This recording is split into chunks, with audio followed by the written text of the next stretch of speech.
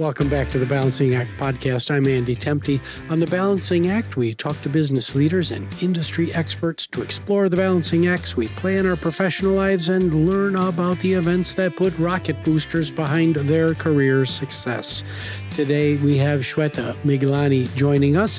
Shveta is a seasoned leadership development and talent management executive with over 22 years of experience guiding and transforming human resources teams. She's held senior learning, talent, and leadership development roles at Micron Technologies, Palo Alto Networks, and SanDisk, just to name a few. Her new book is Navigating Your Career, Strategies for Success in Roles and Promotions. And if you go on LinkedIn, you can see a picture of Shveta in Times Square with an ad for her book right behind her. It's really quite impressive. Welcome to the show. Thank you, Andrew. I'm so excited to be here. I'm a big fan of your podcast, so it's an honor. Well, it can't be as nearly as exciting as standing in Times Square and seeing your book up on the big screen, huh? You know, it was a surreal moment. I didn't even see it while my family was taking pictures of me. It's only when I turned around and I looked at the board, it hit me. It is surreal. It takes at least an hour for it to sink in. So I'm just glad I was there with people who love and care and support me, and it was definitely a celebration. Excellent. Right up there with Taylor Swift, right? Yeah. I bet you saw a lot of ads for that. No comparison there. She's the god. So, but no. There you go. Well, Shveta, before we get started, please give our listeners the elevator pitch version of your story. Sure. It's difficult to summarize it in so many words, but after 22 years, when you look back in your own career, it makes you wonder the things that you did well, things that you could have done well. And through that experience and through my PhD work and the research I did for helping organizations to assimilate either new hires or people going through transition in their companies, like new managers, that's where the whole idea about the book really came in. And it's truly a culmination of not just my experience and the academic research that's out there, but also I had a chance to interview a lot of seasoned leaders from companies like MasterCard, Zapier, Amazon. And it's just amazing to see that there was a time several years ago when I was at a crossroads and I felt I'm so alone in this journey. And then when you talk to these leaders, you realize, wow, everybody has gone through that. And what really helped them to get over it? What really helped them to look at those things to say, you know what, I could have done better and I will do better in my next role. And now they're all successful. So it was more about, me going in, looking at people's careers and those 22 years of being part of the talent development function in amazing technology companies where speed is the currency. It really helped me to remind me to think about, not just me as an individual can find success or find happiness in the work that I do, but also how do I share it with others. So 22 years has been fun and more to go, lots more to go. But the ever-changing industry and the ever-changing arena is going to show, where we all land up, right? Yeah, for sure. Is there a moment, just a real pivotal moment in your career, somebody that you met or something that you did that just put rocket boosters behind your career? That's a tough question because I really feel life has been so many moments coming together and then the realization hitting you. But if I had to go back and pick one, it would be when I spent several months interviewing with this one of the best companies in the world. I was much younger. This I'm talking about almost 20 years ago. I was in a different state. They flew me over, got the interviews done, and I had the offer in my hand after so many months, and I had prepared like crazy, done a lot of homework about their products, their people, their culture. And when I got it, it was like, aha, I'm in. And with that came, changing my city, leaving my friends behind, requesting my husband to change his job where he was very comfortable and very good at, but I forced him to do it. All of that being said, within the first 2 weeks, it hit me. I am not going to fit here. I am not the right person for this job. And Oh. in those 2 weeks, I regretted a lot of things where I said, wow, I spent so much time planning for the interviews, but I didn't come in and put in the same kind of effort in planning for my success roadmap. I'm in a new company, I'm in a new Mm. role. How should I have, actually planned it? And so the onus is on me as an individual. Many people in those companies do really good. But where I failed was not planning enough, not focusing enough, and not asking for help, when the time was right. So it's all those pivotal things that came to mind when I thought of, writing the book or going in that direction and saying, how can I plan better? And those things have really helped me as I've moved through my career, and these movements have been a ladder up. And I don't mean a straight ladder. There were some situations where I just took roles that were at the same level or changed companies and even took one role down. But the leveling didn't matter. What mattered was my scope and where my impact was seen and where I was going to really make, a change in the lives of the employees and leaders. So all of that came together in that pivotal moment. But the funny part is I didn't realize it then. It's only after a few years that I realized that was the moment that the aha hit me. Yeah, yeah, it's always almost always looking back, but you had you had this ability just within a couple of weeks to say this wasn't for me. There are so many people who just slug it out and go, I made this decision, I'm going to power through. And all of a sudden they're in a job that's just taking the life out of them for 7 years, 10 years, an entire career. So, And it was happening to me, Andrew. I was getting up in yeah. the morning and I had this weird feeling in my stomach. And I used to turn to my husband and say, I don't want to go to work. And he's known me for so long. Was surprised because I'm a person who's like, yes, let's get there and roll up your sleeves and energize everyone. So I think the signs were there. And it's only when I physically started feeling pain, I just realized this is not for me. So I did let it Yeah. go, and I wish I had understood that a little earlier. Yeah. So, Shweta, I love having learning and development professionals on the show. As I'm sure you're aware, I come from an education background, so I love these episodes where I'm talking to L&D leaders. Let's start. Get your perspective on the current state of learning and development and talent management. Obviously, artificial intelligence is disrupting nearly all sectors of the economy. So the question is, what are you most excited about as AI-based tools are deployed in learning and development and talent management, which historically have been a little slower to keep up? And so really, what's the biggest historical friction that you're excited that these tools will help solve? I think first and foremost, really excited to see hyper personalized learning journeys that are Mm. going to come out through the AI tools. So, having been in the industry for so long, I have literally been in the trenches with LMSs and with tools that were sold to us at very, very big, price tags. Where basically we were still supposed to manually go in and look at job profiles, look at what people's roles were, what teams they were sitting in, then manually go in and give them compliance trainings or trainings that were mandatory for them for their roles, and then look at, okay, if this person is aspiring to be in this role, how can we recommend that to them? And for many, many years, that was impossible because it would take a lot of effort from our teams. And historically, L&D teams have been small, have been very much on the support function. So we had to make do. And a lot of that was painful. That was one part of it. The second part of it was data. I actually remember my CEO at SanDisk, very, very involved and engaged with employee development. He basically asked me one day, he said, Shweta, what does learning look like over here at SanDisk?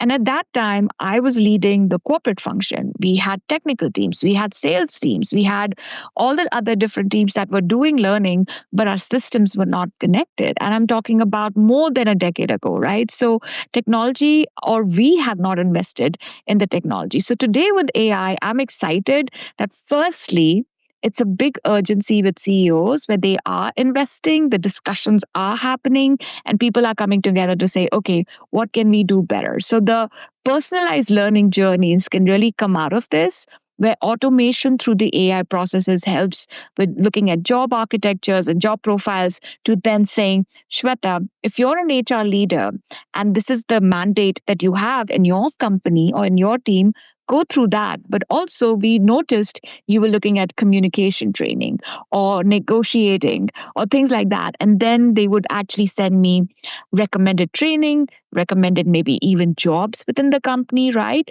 So that's the personalization that I think is going to be amazing when it comes to AI.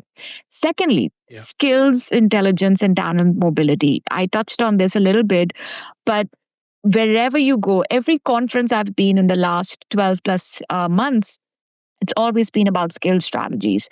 I just actually had one of my articles released recently in USA Today, and I talk about the skill strategy and why is it such an important piece when we have to have leadership commitment around it. Why? Is because all the things I just said, which is personalized training for employees, and they don't have to do it manually. Secondly, it gives so much information on talent marketplace to the leaders. So a lot of people come to me, and senior leaders have come to me and said, it's hard for us to retain this generation, whatever that generation might be, because either they are burnt out or they are hungry and they want more.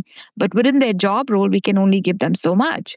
So my first question is always, what about external projects within out of their team, but within the company? What about giving them exposure to this product or that? And because it's not structured, and the larger your company is, then it becomes more difficult. So with the skill strategy and building a talent marketplace, AI can really help you to move faster and to make sure that everybody, no matter where they are in the company, which region they are, they have a chance to go into that one platform, look for aspiring learning, look for maybe projects where they can help out, or even look for talent mobility opportunities within the company. And one last thing I'll say is, we have seen, I would say after COVID, there was this huge trigger in online learning. And I think the industry has exploded with amazing opportunities. And AI has been another big part of that. When it comes to how we can use in the L&D forum is coaching, conversational coaching, and leadership enablement. Many times, because of lack of resources and because of the personalization on human to human kind of coaching, many companies can't scale it because it's an expensive investment when it comes to coaching. Now, let's say I'm Shweta and I'm an individual contributor getting ready to have a one on one with my boss. If there is an online AI coach available, I can directly ask that AI coach, hey, I'm getting ready about this. I missed one of my deadlines.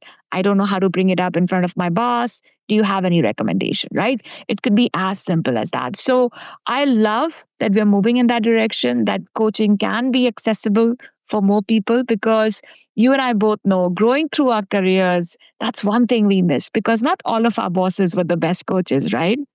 Yeah, for sure. So those three things, the personalized learning, skill gap identification, really, and then coaching for the true democratization of coaching. I'm 100% with you, especially this intersection between personalized learning and the skill stack that the company has identified.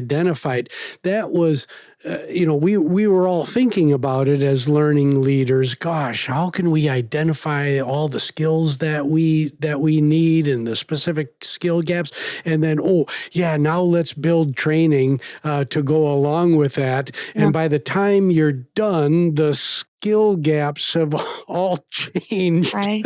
And learning could just never catch up. So, absolutely. what's the biggest skill gap that you're seeing in the marketplace right now? Just kind of, if you had to pick one. Hard to pick one, definitely for sure, but I would say it's a leadership skill. I might sound like a cliche, but truly where I see uh, all the different generations going through technical training, and we have I would say an immense amount of catalogs out there that help in technical training. You learn this skill, you learn this software or coding or whatever that might be. You give the exam or the test and you get certified. Brilliant, right? So more people can get into it, and hopefully they find good jobs. Where I see the gap is they come into an organization, or even graduates coming into the organization, technical leaders, getting promoted and getting to be people leaders, which they might have not had the chance to do before. All of that creates, well, you cannot wait tomorrow to solve this personnel problem. You cannot wait another 3 to 4 weeks to make sure that your person who might have an offer in the hand might leave your team, right? How do you have those leadership skills to make sure you're not only engaging your team members, motivating them, but also helping them to be focused? Because we all have a life, we all have issues, there are ups and downs. How do you make sure when somebody comes to work for you, for your team, for your organization, then you as a leader can help them focus, can help get their best work so that they can look back in life and say, that's one of the best places I've ever worked or had been at, and then helping their careers. So for me, of course, leadership skills has so many different components in it, right? Negotiating, influencing, motivating, communication, right? But it all comes down to, do you as an individual have a strong career ahead of you? Yes, if you have leadership skills. Very, very hard to balance it if you just have technical and not leadership skills, because the world is changing so fast. AI might replace a lot of your technical skills, but where you can differentiate yourself is by showcasing to the company, showcasing to your team the value you bring in is through those leadership skills. Yeah, I find this paradox just fascinating that as technology continues to accelerate at an accelerating pace, the world of business is going to become more human and not less. Mm-hmm. And so the importance of leadership skills for really everybody in the company, and the democratization of coaching that we talked about before is going to be absolutely essential. Shveta, before we move to a quick break, tell us the primary takeaway of your new book, Navigate Your Career. We're going to get to it a lot after the break, but what's the main takeaway? So, Navigate Your Career, Strategies for Success in New Roles and Promotions is basically exactly that, which is, when I started this conversation, I talked about my example where I worked so hard to get into a job role. But then when I joined, I was so chilled out, right? As the kids say, chilled out. And I didn't plan as well. So the takeaway for the book is, it's your first 6 months to 1 year roadmap to make you successful. Whatever role you take in, whether that's a new company, a new title through promotion, or even if you've moved within teams, talent mobility within organizations, you have to be prepared. And this is a toolkit. This is a toolkit with aspiring stories, but also actionable items you can take and start working and make sure that you have created a roadmap for success. That's fantastic. Well, we'll take a really short commercial break and we'll be right back with Shveta Miglani. Hey everyone, I'd like to invite you to start your weekend with me on the Saturday Morning Muse podcast. I briefly explore topics that span leadership, business management, education, and personal continuous improvement. Subscribe to the Saturday Morning Muse podcast on your favorite podcast streaming app or visit andrewtemte.com for more information. And we're back with Shveta Miglani talking about talent management and learning and leadership development. Shweta, I love to run thought experiments. So let's suppose that you have a mid-career leader sitting in front of you right now who was just hired for a new role. This new job is a stretch and they're nervous about failure. What's your advice? I think I know what your advice is going to be, but what's your advice to this individual to set themselves up for success as they make the job transition?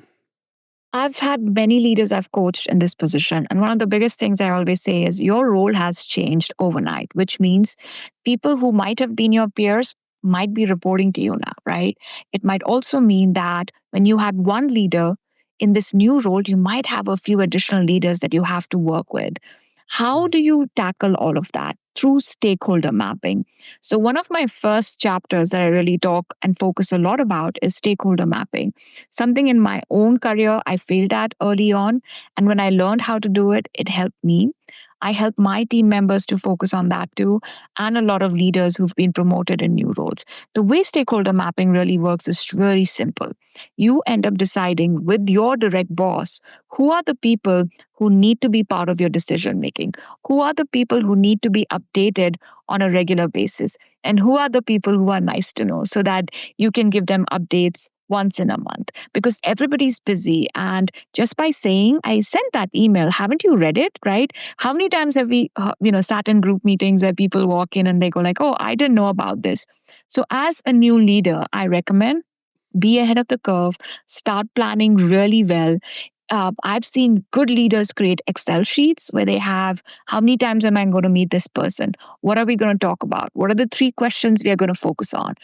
It's these things that might sound like an overkill, but if you don't do that enough, especially the more complicated your role gets in a large organization or in an organization that might be small but moving fast and hiring new leaders all the time, you might even lose count of who you're supposed to work with, right? So making sure you have a stakeholder map, which is the first thing I talk about for anybody who's taking on a new role, is the most important piece. So that's it's like a version of a RACI, responsible, accountable, consulted, informed, right? Exactly. I love that connection. And I do mention that also because those are tools in your toolbox that you can use and start even communicating with people. Because I've seen when I was younger in my career, if I would walk into a leader and say, how would you like to be updated? They would always say, yes, make sure I'm updated all the time. But the reality is maybe they don't need to be updated all the time, right? So the RASI Right. model really helps to then decide where does this person sit. And when in doubt, talk to the person who you report to. Talk to the person above that individual if that's the culture and if you have a comfortable relationship in there. But all of this builds trust. And it can be done better through communication. So, those are the, I would say, building blocks of what my book is based on. Yeah, I really, really like that stakeholder map because a lot of people, they poo-poo the concept of a RACI because, oh, it's too hard, it's too complicated, it's out of date right away. But that stakeholder map, that's going to have some staying power and some longevity, and it's a lot more straightforward. It's kind of a way to get started down the RACI road. So Exactly. thank you. And Yeah. continue updating it because things change so fast in our business. In my last company, I had 6 bosses. So, it does change fast. And just because the industry was moving fast. So, continuously Yeah. update it and check in. Yeah, yeah. So let's run another experiment. You now have a seasoned individual contributor sitting in front of you. They feel stuck. They feel undervalued in their current role. They haven't had a meaningful raise in years. What should they be doing right now to improve the likelihood that they're seen by management and get the raise and promotion that they deserve? One of the things I've seen this happens is when everything's working well. Nothing is broken, things are moving fast. And that's when you become too comfortable as a Mm-hmm. person in the organization and your name becomes something of a brand where everything's all right, which is great. If everything's all right, why should we give you a raise, right? Right. So, but the chances are, and I'm 100% sure about this, which is in order to run things that are running smooth, you and your team are working night and day to make sure things don't fall off, right? So, but you need to make sure you share that with your leader. A race is always connected to the work that you provide, the value that you add in your company, and you need to make sure you're constantly updating your leaders. So, for instance, that stakeholder map we spoke about, I ended the conversation by talking about communication. So, a stakeholder map feeds into the communication frequency and who are you giving those updates. And that's when I think the most important piece is if you're having one on ones with your leader, I have seen this. Senior directors who reported to me have come in and said, "Oh yeah, yeah, Shweta, how was your weekend? Yeah, nothing else to share. You saw my email, so we are good. I'll give you back your time." Those are the conversations that scare me the most because this person didn't come and planned.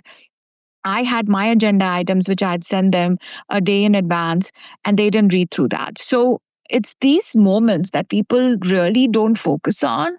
So for asking a raise, make sure you're building that equity of your brand, showing your work on a regular basis, showing your value, and then saying why you need that raise. Because people jump that and go directly to the raise. I need a raise, and here's why, which is great, but you have not showcased it or demonstrated for some time now. So, sometime could be 4 weeks, sometime could be 2 quarters, and it's up to you to judge what that sometime looks like in your organization. So, if you are a seasoned professional, you should know really what works over there. And just these reminders of making sure you share your work is so important. And I think that's something that we all fall into. That I've worked with my boss for 2 years. He knows exactly what I'm doing. You know what? He has a large team. He has 5 other reports who are managing global teams, and they are the ones who are giving updates on a regular basis. So I Yeah. think that for me has worked, and I've seen it work for the individuals I've coached also. Yeah, the trick that the mental trick that I like to employ here is just for that individual contributor, really anybody coming in to work, is to ask, am I adding value today? Did Yes. I add value? So I really like how you use that word value, because if you can't answer that question for yourself in your own work, how are you going to advertise that? How are you going to create your brand based on the value that you're creating if you can't answer the question, what value am I adding? So, Right. And some yeah, people feel, oh, I don't want to do this exercise. But you have to because it shows you're yeah, prepared and your leader appreciates that when you come in prepared. yeah. So, Shweta, what else would you like prospective readers to know about Navigate Your Career? Navigate Your Career, as I mentioned earlier, is a playbook. So if you have someone who is transitioning, who's already started that new job, who's gotten promoted, and who knows that promotion is right, a few months out there, get this book because it will help you to plan better. It'll help you to give tools and techniques that can easy to use. I've not provided 100 frameworks because I have been there where I have read books from one page to the other, there is a different framework and you get confused. This is a Mhm. simple book for you. You can finish it within a day and start using and applying those ideas immediately. Excellent. Well, 3 lightning round questions for you. Are you ready? I am ready. All right. So, number one, Shweta, you just won $100 million lotto jackpot, but there's a stipulation that 50% of your net winnings go to one philanthropic organization or cause. Who do you pick? City Year. I work with City Year. City Year is a nationwide organization that works with students in elementary schools and gives them tutoring and guidance on STEM STEM subjects. So for me, they are the future. And as we see the world around us, we have to invest in our future. What's the website for that organization? Cityyear.org. Okay. So cityyear.org. Thank you for that. Now, you have access to a rudimentary time machine. You can send a message to an earlier version of yourself. What's the message and what previous version do you send it to? So on a funny note, I would say make better fashion choices. Um, And on a serious note, I would say pay more attention in your 11th and 12th grade. And I'll say that's very close to my heart because I guess my teenager son is in that state right now. And I'm seeing, how focused this new generation is. It's very impressive. I don't think I was one fourth of that. I wish I could go back in a time machine and truly spend a little bit more time being focused rather than getting distracted. So that would be my message to me. And lastly, life has a way to find and give you happiness if you're ready to work on it. So that would be my message to myself. Excellent. Thank you. So Shveta, we're all works in progress. What are you focused on right now in your personal journey of growth? Definitely inner excellence. When you look back of 2 decades of work, personal life, you realize you get up one morning and you say, what makes you happy, right? So that inner excellence is a journey, and it truly means is where do you find your satisfaction and where do you find your passion? And some might say that the work that I'm doing is my passion, yes, but there's more to life than just work. And I want to make sure that I can understand it, I can work towards it, and then, spread what I learn with my community and network. Well, Shweta, thank you for the inspirational and informative conversation today. It's really, really a pleasure to meet you. Where can people buy a copy of your book, and where can they get a hold of you? So the book, which I'm holding an author's copy here, so I'm really excited. You will love it. You can find it on Amazon.com, Barnes and Noble, Sportslight if you're going to buy it in bulk. For those of you as HR leaders and talent leaders, one of the best things I'll share is this book can be turned into a workshop, into a program that you can help with your new hires in. You can help your new managers in. So all these places they can buy. They can also go to my website, shvetamiglani.com, and get the orders from there and reach out to me. I'm there on LinkedIn, and through Andrew's podcast, I'm hoping I'll have more listeners and people to work with. So thank you, Andrew, for this opportunity. Excellent. Thank you for being here. Thank you. All right. Well, my name is Andy Temte. This is the Balancing Act podcast. You can find us on all the major streaming services as well as out on YouTube. Please like, subscribe, rate, and most importantly, share this public good with your friends, your neighbors, your colleagues, and maybe a family member or two. The show is produced by Nicholas Temte. We'll see you next time on the Balancing Act.